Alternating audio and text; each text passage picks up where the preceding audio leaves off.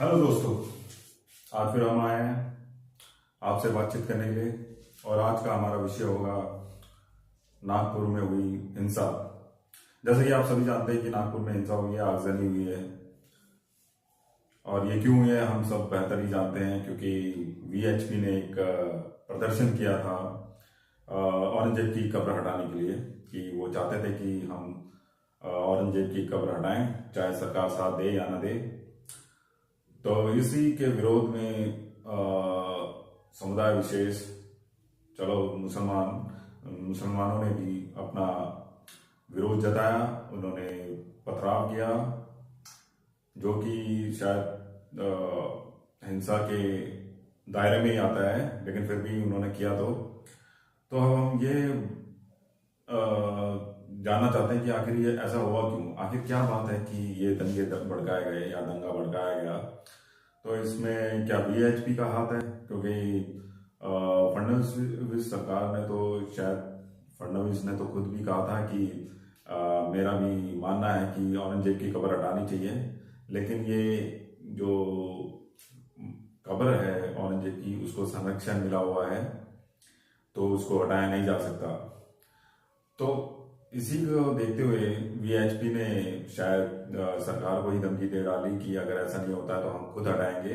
तो उन्होंने अपना प्रदर्शन किया और विरोध में मुसलमानों ने भी अपना विरोध किया और उन्होंने आग लगाई। अब ये कहा नहीं जा सकता है उन्होंने किया है किसने किया है, क्योंकि माना तो यही जाएगा वीएचपी के ही प्रदर्शन के बाद ही ऐसा शुरू हुआ है आगजनी और तोड़फोड़ की उनकी तरफ से वारदात हुई। लेकिन हम ये जानना चाहते हैं कि ऐसा हो क्यों रहा है, क्या क्या होगा इससे। अब हर चीज़ों पे मुसलमानों को टारगेट करेगी बीजेपी गवर्नमेंट। जैसे कि उन्होंने कहा कि औरंगजेब की कब्र हटाई जाए, तो औरंगजेब की कब्र हटाने के लिए क्या किया है, बलपूर्वक हटाई जाएगी, या सरकार ने जैसा कहा कि फडणवीस सरकार ने कहा कि इसको संरक्षण मिला हुआ है तो हम इसको नहीं हटा सकते, तो क्या दूसरे तरीके से हटाने का प्रयास किया जाएगा, यानी कि वीएचपी खुद धमकी देगी कि हमें ये औरंगजेब की कब्र हटानी चाहिए क्योंकि ये बड़ा जालिम था और इसने हिंदुओं पर अत्याचार किया था। तो हमारा तो यही कहना है कि चलो पहले ये क्लिप देख लेते हैं कैसे आगजनी और लूटपाट हो रही है। तो आइए देखते हैं ये क्लिप। सारी बस्ती में वही ये पूछ रहा है कि माजरा क्या है। बेशक ये शब्द शायद महेंद्र प्रताप चांद के हों, लेकिन इन शब्दों का इस्तेमाल करते हुए कांग्रेस सांसद इमरान प्रतापगढ़ी ने महाराष्ट्र सरकार पर न सिर्फ निशाना साधा है, बल्कि नागपुर हिंसा पर सवाल भी खड़े किए हैं। दरअसल नागपुर के महल क्षेत्र में सोमवार को दो गुटों के बीच हिंसा हो गई। उपद्रवियों ने कई गाड़ियों में आग लगा दी और तोड़फोड़ की। इस दौरान कई पुलिसकर्मी भी घायल हो गए। इसी हिंसा की शुरुआत आपको बता दें उस समय हुई जब नागपुर में विश्व हिंदू परिषद ने एक प्रोटेस्ट आयोजित किया था। उस दौरान दोनों गुटों के बीच तनाव बढ़ गया था, लेकिन पुलिस ने समय रहते दोनों पक्षों को अलग कर दिया और स्थिति को कंट्रोल भी किया। लेकिन रात के समय स्थितियां और तेजी से बिगड़ गई और दोनों समुदायों के बीच पथराव और आगजनी का सिलसिला शुरू हो चला। बताया जा रहा है कि औरंगजेब की कब्र को हटाने की मांग को लेकर एक दक्षिणपंथी संगठन के प्रदर्शन के दौरान एक समुदाय के पवित्र ग्रंथ को जलाने की अफवाह के बाद मध्य नागपुर में सोमवार को तनाव हो गया। इस दौरान पुलिस पर पथराव किया गया। हिंसा में 4 लोग घायल हो गए। अधिकारियों ने बताया कि पुलिस ने चिटनिस पार्क और महल इलाकों में भीड़ को तितर बितर करने के लिए आंसू गैस के गोले दागे और लाठीचार्ज भी किया। वहीं अब कई इलाकों में कर्फ्यू भी लगा दिया गया है, जबकि घटना के बाद सियासत भी शुरू हो चली है और महाराष्ट्र सरकार को घेरा जा रहा है। कांग्रेस सांसद इमरान प्रतापगढ़ी ने इसे लेकर एक्स पर लिखा, महाराष्ट्र के मुख्यमंत्री और भाजपा की पूरी कैबिनेट आज बहुत खुश होगी। पिछले कुछ हफ्तों से जो नफरत की फसल महाराष्ट्र में भाजपा बो रही थी, वो पक कर तैयार है। मुख्यमंत्री देवेंद्र फडणवीस जी के गृह क्षेत्र नागपुर में सांप्रदायिक हिंसा की खबर आ रही है। नरेंद्र मोदी जी अपने राज्य के मुख्यमंत्री को संभालिए, नफरत से तो दोस्तों, जैसे कि आपने देखी ये क्लिप कि नागपुर में कैसे दंगा भड़का, तो हम तो यही जानना चाहते हैं आपकी, क्या ऐसे छोटे मोटे इशुओं पर, मुद्दों पर सरकार अपना ध्यान केंद्रित करेगी कि औरंगजेब की कब्र हटाओ, ये हटाओ, फिर कल को किसी और की कब्र हटाओ। मतलब सरकार का कार्य क्या है? क्या बीजेपी इसलिए ये सब कर रही है क्योंकि जिस तरह से बीजेपी को जीत मिलती जा रही है चुनावों में, तो उसको ऐसा लगता है कि हम ऐसे मुद्दे उठाते हैं जिससे हमारे सरकार बनती है।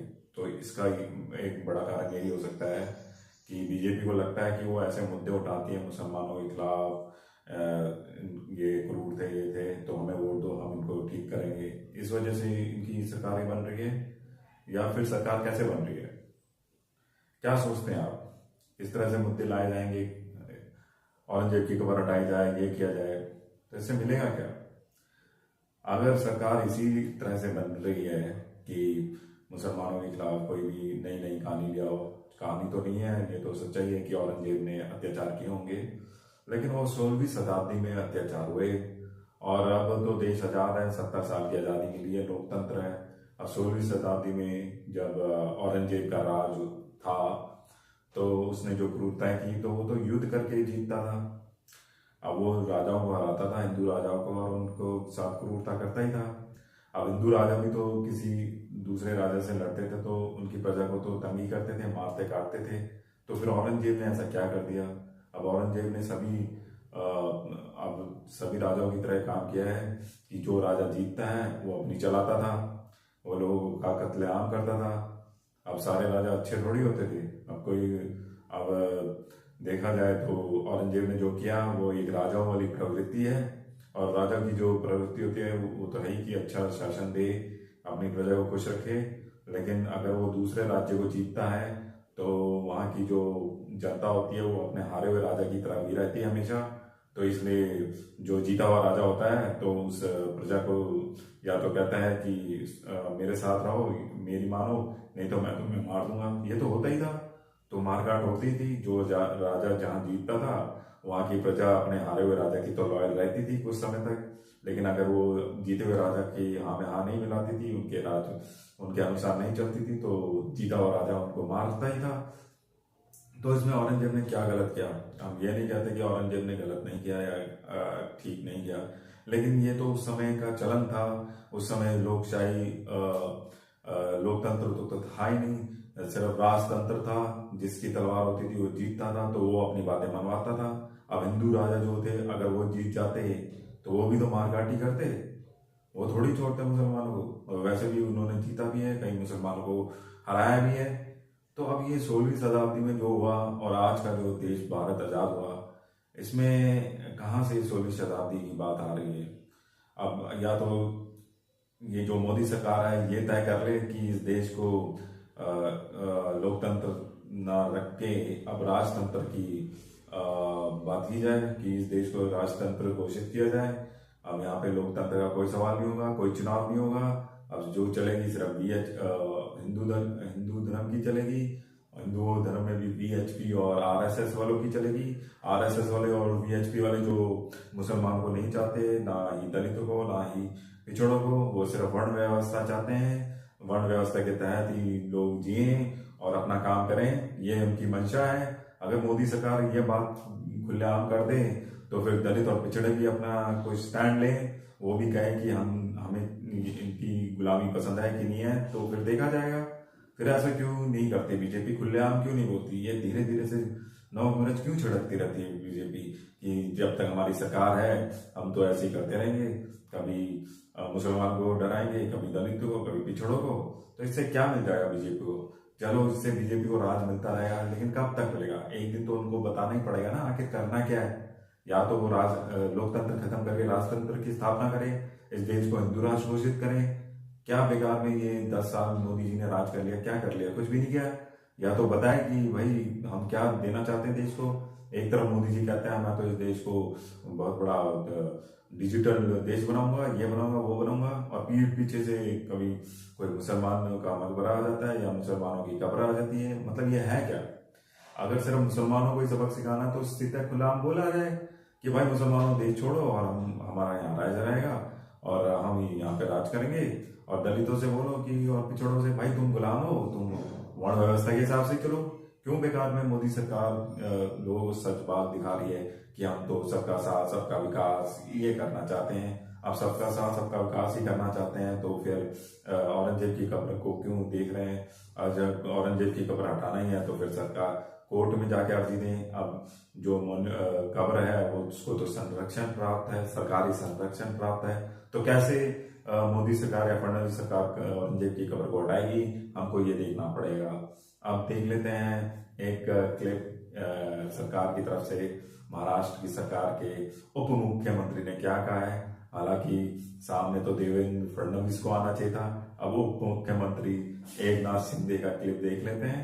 एकनाथ शिंदे जी क्या बोल रहे हैं अभी देखते हैं, आइए देखते हैं क्लिप। बख्शा नहीं जाएगा।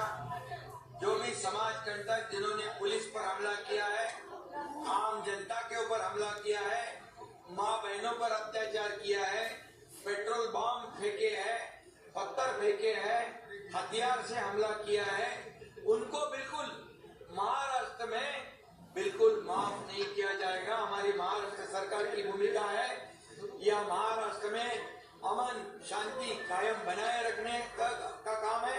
और इसलिए मैं जनता से भी अपील करूंगा कि पुलिस अपना काम कर रही है। पुलिस सख्ती से गुनाहगारों को जो समाज कंटक है उनसे पेश कर आएगी, उनको कड़ी कार्रवाई करेगी, लेकिन पुलिस को भी जनता ने सहयोग करना चाहिए, यह भी हमारी अपील है। अबू आदमी को तो निलंबित कर दिया है, दोबारा ऐसी नौबत न आए, ऐसा काम वो ना करे। और औरंगजेब का समर्थन इस महाराष्ट्र में कोई सहन नहीं करेगा, उसका महिमा मंडल कोई सहन करेगा नहीं।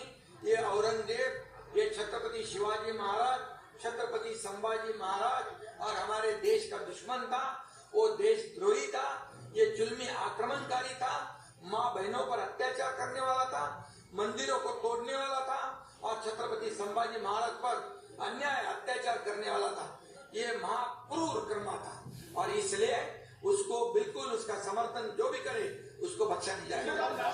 तो दोस्तों आपने देखा ये थे महाराष्ट्र उप मुख्यमंत्री एकनाथ शिंदे जो कि बता रहे थे कि बख्शा नहीं जाएगा, ये नहीं किया जाएगा। अबू आदमी को तो निलंबित कर दिया, अबू आदमी को निलंबित कर दिया, ये बहुत बड़ी उपलब्धि बता रहे हैं ये महाराष्ट्र सरकार की। लेकिन जो आगजनी हुई है और जो तोड़फोड़ हुई है उसका क्या है, उसकी भरपाई कौन करेगा? अब ये जो एकनाथ शिंदे हैं ये तो बेचारे उप मुख्यमंत्री रह गए, इनके हाथ में तो कुछ है नहीं। जो भी करना है देवेंद्र फडणवीस और मोदी सरकार में करना है। और देवेंद्र फडणवीस तो अपना मुंह छुपा रहे हैं, कोई बयान ही नहीं आ रहा उनका। लगता है उनको घबराहट हो गया, डर हो गया, भाई मुसलमानों के आगे क्या किया जाए। तो दोस्तों ये थी आज की खबर कि कैसे नागपुर में आगजनी और ये हो रहा है। अब तो हम यही कहेंगे भैया कहीं ये धीरे धीरे करके और राज्यों में भी ना होने लगे। और राज्यों में का मतलब है, खैर यूपी का मुझे थोड़ा खतरा लग रहा है क्योंकि यूपी में ये सब हो सकता है। क्योंकि क्या पता मुसलमानों को बाबरी मस्जिद के लिए भी जो कहीं वो उनमें उबाल ना जाए, वो कहें कि हमारी बाबरी मस्जिद हमें वापस करो। अब क्योंकि आर पार तो ही जाएगा, लोग तो यही कहेंगे भाई, इनको लग रहा है कि भाई अभी ये औरंगजेब की खबर कर रहे हैं, फिर मथुरा काशी तो आई, वो भी चल रहा है डिस्प्यूट। अब आगे क्या होगा ये देखा जाएगा। मतलब मुसलमान कब तक सहेगा? मैं ये नहीं कह रहा मुसलमान सहेगा या नहीं सहेगा, लेकिन जो इस देश का संविधान कानून कहता है, जो आज़ादी के बाद के जो मॉन्यूमेंट है या उससे पहले के मॉन्यूमेंट है, उनको जस का तस बरकरार रहेगा, बरकरार रखा जाएगा। स्टेटस को की स्थिति बनाई रखी जाएगी। लेकिन अब लग रहा है स्टेटस को की स्थिति अब नहीं बनाई जाएगी। जब से बीजेपी सरकार आई है, कभी औरंगजेब की कब्र, राम मंदिर, बाबरी मस्जिद हो ही गई, अब ये मथुरा काशी भी दिख रहा है। अब देखते हैं आगे क्या होता है कि बीजेपी क्या करती है। हम तो इसी इंतजार में है कि देश में कहीं बड़े दंगे ना हो जाएं। इंतजार में है का मतलब है कि हमको ऐसा लग रहा है कि देश में बहुत बड़े भी दंगे हो सकते हैं। अब आने वाला समय ही बताएगा कि आखिर बीजेपी सरकार का अस्तित्व कितना लंबा रहता है, क्या होता है आने वाले टाइम में। तो दोस्तों अभी हम आगे मिलेंगे और बिहार के चुनाव के बारे में बात करेंगे। ओके, धन्यवाद दोस्तों, फिर मिलते हैं। धन्यवाद दोस्तों।